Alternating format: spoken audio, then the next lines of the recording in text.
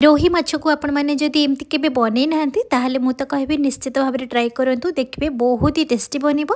अल्प तेल मसला रे बनइबा आउ खाइबा को एते टेस्टी आपण गोटे थाली जगह दुई थाली भात खाइदेबे। बनइबार प्रोसेस बहुत सहज बेंगल स्टाइल रे आज आमे बनइबा रोही माछ बेसर पोस्त। आपण माननको जदि रेसिपी पसंद आसीबो बिंदुरोसई चैनल को सब्सक्राइब करि नेबे ता सहित फेसबुक पेज रे देखुथिले फॉलो करिवे। चलंतु आज रे रेसिपी स्टार्ट करबा। एठी आपण देखुथिबे गोटे प्लेट रे मु एठी रोही माछ अल्प किछि नेइछि मात्र 5 पीस नहीं भल से मु परिष्कार करके धोई आनी। तो यही रोही माछ को आप तो पियाज रसुण देकी सब बनाऊे किंतु आज आप गोटे यूनिक स्टाइल रे बनातु। माछ को धोई सारा पर से अल्प हलदी गुंड लंका गुंड स्वाद अनुसार लुण मुझे आड करी सहित गोटे चामच सोरिष तेल आड करी आउ 2 चामच लेंबू रस निहाती आड करेंगे। माछर आमिष गंध रही जदि आप लेंबू रस आड करूना आप गोटे चामच भिनेगार आड करेंगे। यही रेसिपी रे माछ को आप मोटा मोटा पीस रे नेबे जमा पतला पीस रे नेबेनी कहीं पतला पीस रे नेले माछ भांगी जिवो आउ जेतेबेले आमे तरकारी बनैबा माछटी घांटी जिवो। सेति आपण ध्यान रखिकी माछ गुडी को मोटा मोटा पीस रे आपण नै परिबे। एई भली भाबरे सब जिंस को भल से आमे माछ सहित मिक्स करिदेले। एबे चलंतु माछ को भाजिबा। माछ भाजिबा पई म एठी गोटे पैन रे अल्प तेल गरम कर देइथिली सेति रे आमे माछ को ऐड करबा आउ एम्ति गोल्डन कलर हेला पर्यंत आपण दुई पट एम्ति उल्टे की माछ को भल से भाजिबे। एटा हल्का भाजिबेनी एटा टिके टाणो भजा रहिबो काहेकि सब रेसिपी माछर भजा टिके डिफरेंट थाए। एई रेसिपी रे आपण ध्यान रखिकी माछ को टिके टाणो भजा रखिबे। गैस रो फ्लेम को हाई मीडियम रे रखिकी माछ गुडी को आपण भाजी नेबे। एई भली भाबरे देखंतु हमर कलर भी बहुत बढ़िया आसीची आउ माछ गुडी को भी बढ़िया टाणो भजा भी हे जाईची। एबे माछ भजा गुडी को प्लेट रे काढिकी हमें साइड रे रखिबा। माछ पई चलंतु मसला किछि बनै नबा।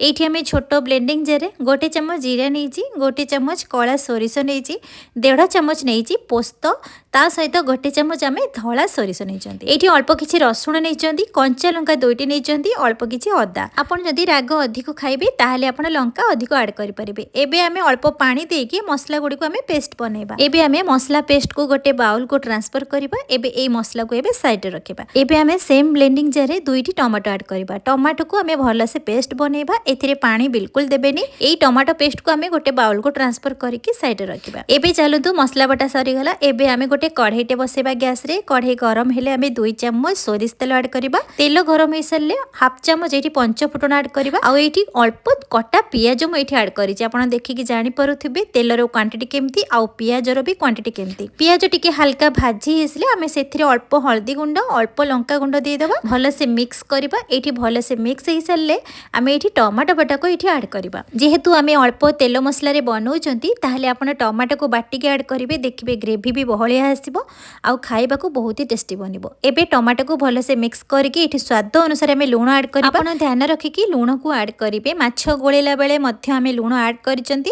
एबे ग्रेवी पई आपण सेही अनुसार ध्यान रखिकी लूण को ऐड करिवे। एबे आमे सोरिष पोस्तर बटा मसला को ऐड करिबा आ गोटे कप पानी ऐड करिबा। सब जिंस को भल से मिक्स करके लिड को कवर करके किछि समय मसला को फुटिया पई छाड़िबा। ध्यान रखिबे गैस रो फ्लेम को स्लो मीडियम रे रखिबे। 2 रु 3 मिनिट परे एठी लिड को काढिकी आमे मसला को भल से कसिबा जे पर्यंत मसला रो तेल छाड़िबा स्टार्ट न होईची।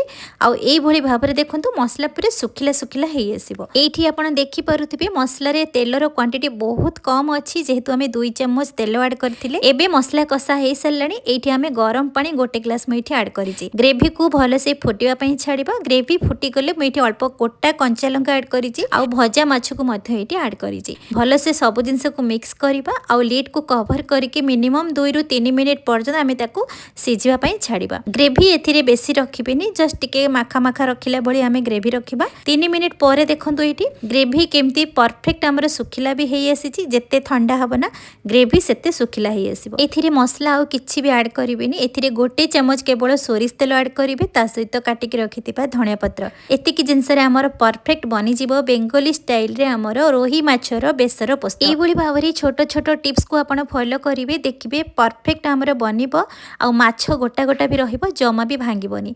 आपण प्रथमरु माछ को जदि एमती टाण भजा करिवे आ कवर करके जेतेबेले सिझेइबे ना बेसी समय सिझेइबेनी।